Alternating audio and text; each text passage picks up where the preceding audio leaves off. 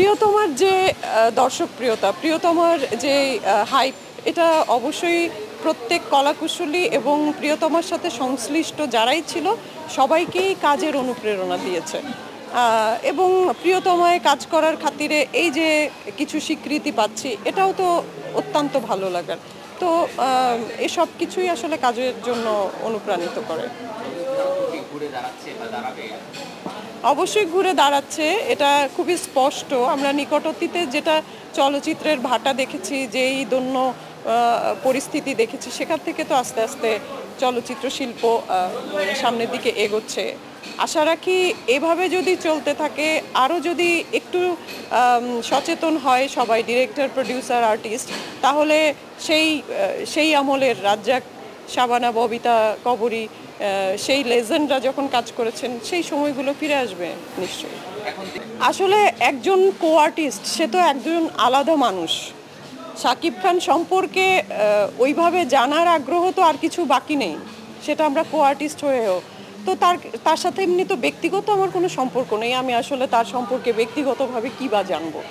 সেটে শুধুমাত্র তার সাথে আমাদের কথা হয়েছে, এবং কাজের সময় একজন কো আর্টিস্টের সাথে যতটুকু কনভারসেশন হওয়া দরকার ততটুকুই হয়েছে, সেটা প্রিয়তমও, সেটা দরদেও।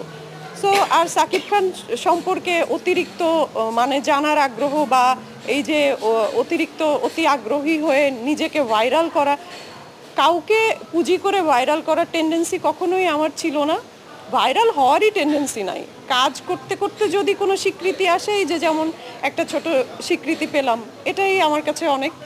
কাজ করতে করতে যদি কোনো অ্যাচিভমেন্ট হয়, যে প্রিয়তমা সুপারহিট, তারপরে হচ্ছে দরদে কাজ করলাম প্যান ইন্ডিয়ান মুভিতে, তারপরে হচ্ছে মুজিব চলচ্চিত্রে আমি খালেদা জিয়ার চরিত্রে অভিনয় করেছি।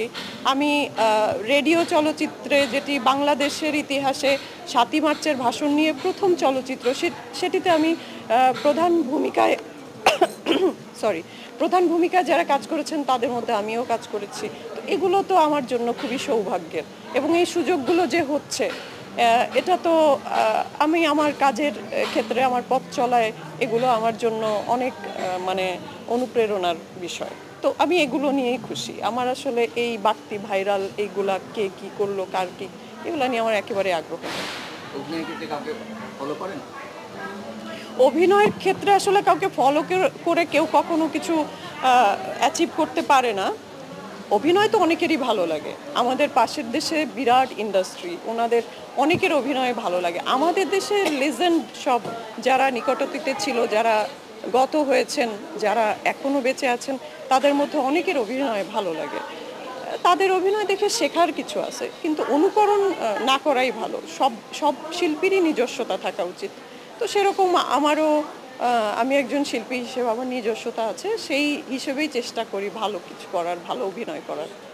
হ্যাঁ, কলকাতার আর্টিস্ট আসলে ওই যেটা স্যাম বেনেগালের মুভিটা মুজিব, তখন যিনি ছিলেন কাস্টিং ডিরেক্টর, উনি আমাকে অনেকবার বলেছেন যে তুমি আমাদের দেশের মতো লাগতা। হ্যাঁ, মানে জাস্ট হিন্দিতে ওইভাবে বলছিলেন যে তোমাকে আমাদের দেশের আর্টিস্টের মতো লাগে। ভবিষ্যৎ তো কখনো আমি নির্ধারণ করতে পারবো না। সৃষ্টিকর্তা একজন আছেন, নির্ধারণ করাই আছে। আমি হয়তো সেই পথে হাঁটছি। তো দেখা যাক, যেতে যেতে ভবিষ্যৎ নির্ধারণ হবে। আমি এইখানে বসে তো নির্ধারণ করতে পারবো না যে আমার 5 বছর পরে কি হবে। যেমন আমি উপস্থাপনা দিয়ে শুরু করেছিলাম, সে সময় অভিনয় করব যে তেমন মানে মানসিকতাই ছিল না, কিন্তু এখন পুরোদমে অভিনেত্রী হিসেবে নিজেকে পরিচয় দিতেও গর্বিত হই। তো সেই ভবিষ্যৎ তো আসলে আমি নির্ধারণ করিনি, সৃষ্টিকর্তাই নির্ধারণ করেছেন। আজকে আমি যেখানে দাঁড়িয়ে আছি, তো কোথায় আমাকে নিয়ে দাঁড় করাবেন তিনি, সে তো আমি জানি না আসলে।